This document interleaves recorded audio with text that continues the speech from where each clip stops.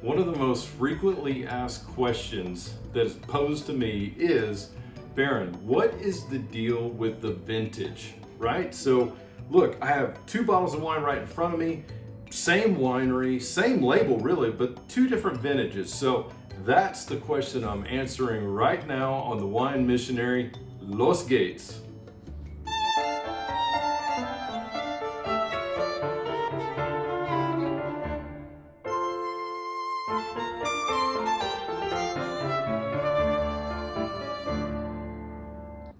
Hey guys, it's Barron Beltz, the Wine Missionary.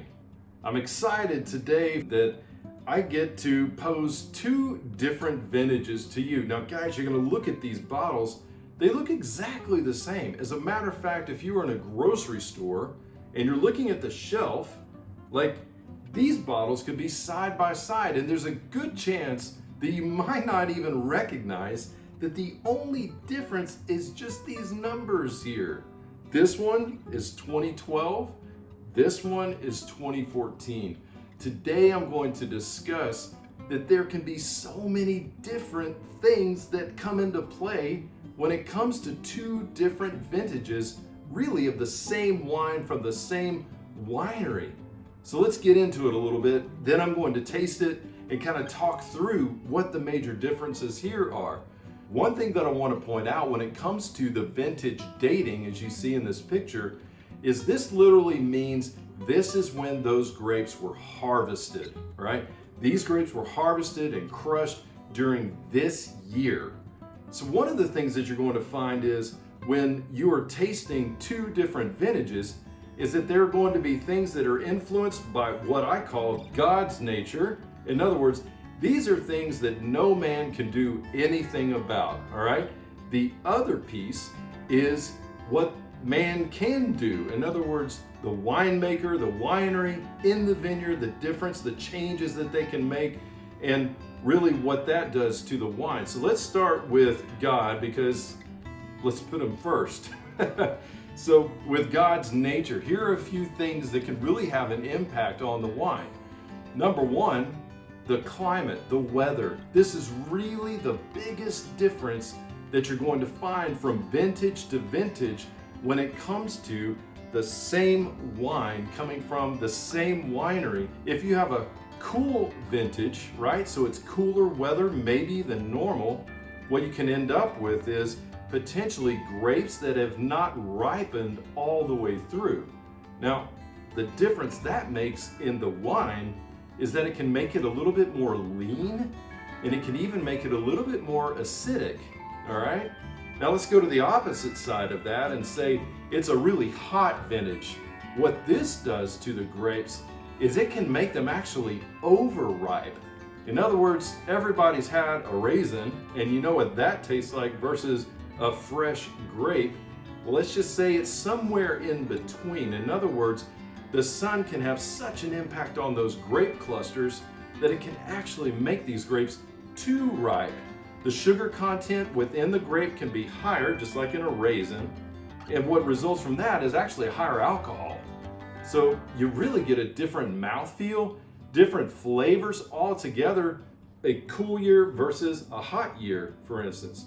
Now, there are the other things that come into play, like rain. If it's a really rainy season, well, as you can imagine, this can actually dilute the wines a bit. In other words, grapevines will suck up all the water that they get, and they want to put this into the leaves on top of the rootstock, right? And they want to pump this water also into the grapes.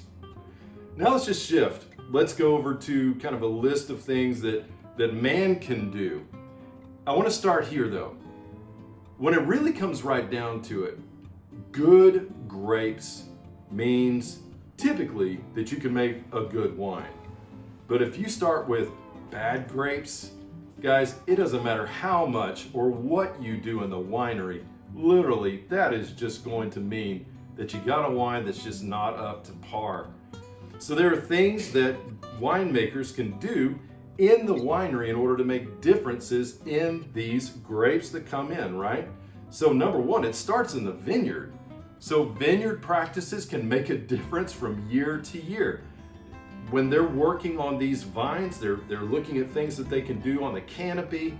Are we going to cut back more leaves this year? Are we going to leave more leaves, which creates more shading for the plant?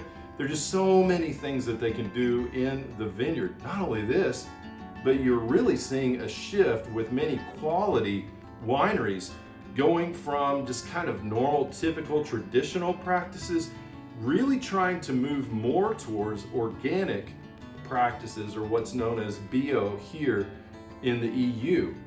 Now, these are great choices that vineyard owners can make because it really means a lot of times you can get more healthy, more natural grapes. So now let's just get into the winery. We've gone from the vineyard and now let's move into the winery. So what can you do in the winery to make a difference in grapes from one year to the other? Well, one of the first things is the choices that you're going to make. In other words, the grapes coming in. Some wineries are going to pick off specific grapes off of each cluster. Yes, I really mean this. This is called hand sorting. We're literally pulling off the best berries off of these bunches of grapes. Now, you may have some years where the whole cluster is just perfect and wonderful. Well, that can make a big difference in the resulting wine. There are choices that you can make in fermentation as well. You can choose this yeast or this yeast in any given year. Yes, this can even impact the flavor just to a minute extent. Again, this is another vintage difference. Now you get into the things that people are used to talking about when it comes to the winemaker choices. Now, one of the biggest ones that people like to discuss is the oak aging, right? How much oak aging are we going to do this year? Well, there's a lot of things that come into play here. Number one is the choice of the oak barrels that you're going to use. Is it going to be American or French? Then you get into toasting in the inside of the barrels.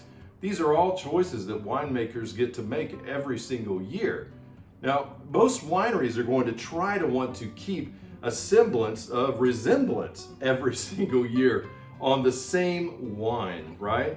But when it comes down to it, again, the vintage has so much to do with how these wines are going to taste.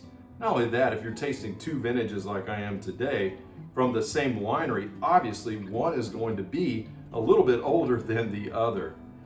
What we have here is one bottle that was from the 2012 vintage and one bottle that is from the 2014 vintage. Now, I can tell you this, the 2012 vintage, I actually tasted this blind with 9 other Rioja wines. This wine came in number 2 out of 10. So if you want to watch that video, click right here and check that out. Now, because the 2012 was so good, I was really excited to taste the 2014. Now, one thing I know after being in this business for so long is I know that from vintage to vintage, these wines are going to be different for all the reasons that I just mentioned, and there's so many more. Just a vast, infinite number. I couldn't even begin to give them all to you. But when it comes down to it, there will be differences. Number one, obviously, these things are 2 years apart in age. That right there alone is going to make a difference. One of the other differences is that the 2012 was aged in oak barrels for 20 months. Now, get ready for this, people. The 2014 was only aged for 19 months. So you're only talking a month difference in barrel aging, right? But a month can make a big difference. And obviously, this was a decision made by the winemaker. He wanted to, and for some reason in 2014, to age this 1 month less. Why would he make a decision like that? How would he come to this decision? Well, I can tell you, every few days the winemakers are tasting these wines in the barrel, and they are assessing, when is this wine ready, right? When is it ready to pull out of the barrels? But at the end of the day, this month is because the winemaker here decided after 20 months in barrel, this one was ready. This one, only 19 months. But therein lies a difference as well. Now let's get into tasting these two bottles, and I can tell you a little bit about the difference of these. So with the 2012, Just gonna use this white piece of paper as you've seen me do before, because I wanna look at the difference of the colors here. So with this 2012, you know, it's still got a beautiful color to it. It's got a rich, dark garnet color, just a little bit of kind of a brick red around the edges, which is very typical for a wine that's been aged for, you know, a year and a half or so, and barrels almost 2 years. And then obviously also this one has a full 8 years of age. So that's really a difference in the color. When I look at the 2014, yeah, wow. 2014 is a much darker, richer red color, that garnet, but much richer, and even tends to have a little bit of a hue of purple, which is a difference here. So now let's give it a sniff here. Yeah, so with the 2012, one of the things that I remember with this wine was I love the aromas. It just has this beautiful cigar box type of aroma right off the bat. Now that comes from the oak aging that this wine is seeing. Also a little bit of black cherry in the background as well. Just a beautiful wine. Then the 2014, let's give this one a sniff. Yeah, it definitely has the cigar box like right off the bat. So that's really a similarity here, which may tell me that the oak barrels that they're using from year to year may be the same kinds of oak, the same sorts of toasting of the oak.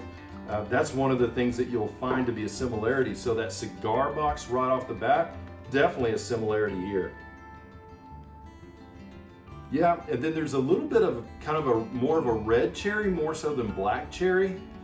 Maybe a little bit of black cherry as well, but therein would tell me there's a little bit of difference here when it comes to the vintage as well. So now let's taste both of them. So the 2012.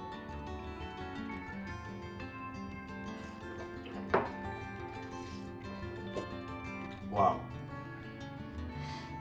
The 2012, guys, oh, it is tasting so delicious right now. So with Barriton especially, it has a richness and a complexity that I love. There's a real depth here.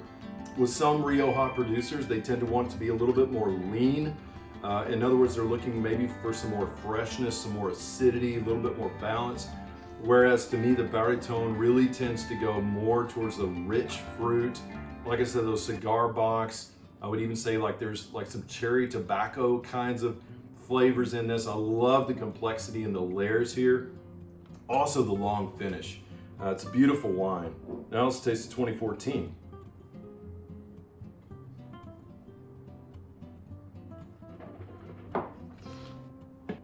Yeah, guys, right off the bat, there is such a tremendous difference on the palate, on the flavor profile. So like I said, we can look at all the data, we can look at all these things from two different vintages. Well, guys, I can tell you this, I don't think that they taste the same at all, really. As a matter of fact, I would think they're two different wines, which is exactly what they are. This is the 2012 version, this is the 2014 version. But the difference with the 2014, what I find is that there is definitely that cigar box, again, I would say tobacco on the palate. But when it comes to the fruit itself, while there is some black and red cherry nuances there, I would also say that there is like an acidity and astringency that I would say is more like a cherry skin. Now, what does this tell me? It could mean a few different things, but what I would say, because I've already seen the pedigree here in this wine, I would say this one just needs a little bit more time. This one is drinking beautifully right now, the 2012, whereas the 2014, what I would say is, to me, it just seems to be aggressive right now. In other words, it just seems to be young. It just needs a little bit more time in bottle. Now, like I said, if you like aggressive and really upfront on your palate, you're gonna love the 2014. There is nothing wrong with this wine, but for my palate, for my preference, I would probably give it another year or so. Why not, right? At the end of the day. Well, guys, here's the good news, is that for this winery, one of the difference when it comes to vintages can sometimes be the price. It seems like everything in the world just goes up and up and up in price. Many times it's the same thing with wineries and their wines. From one year to the next, wines can be $1, $2, $3, $4 more than it was the previous year. And usually they're not going to tell you why on the back label. But you just have to decide for yourself, is it worth the money? The great thing is that at regular price, this wine is about 17 euros. But on sale, I've been able to find this wine at right about 10 euros, which is a great price for a wine of this quality and this pedigree. So if it's me, I drink this today and I hold on to this for a little bit longer. Guys, I hope you've enjoyed this quick video. I hope it's been informational. What is the thing with the vintage after all? I hope I've answered your question. If you have any further questions, please comment below. I'd love to hear your thoughts. And guys, if anything else, just hit like on this and go ahead and subscribe if you'd like to see more videos like this. And guys, there are plenty of videos when it comes to understanding wine, when it comes to how to drink wine, even how to open a wine bottle. You'll find it all there on winemissionary.com. And so with that, I thank you for your time and I thank you for watching. And I'll say cheers for now and I'll see you later. Bye.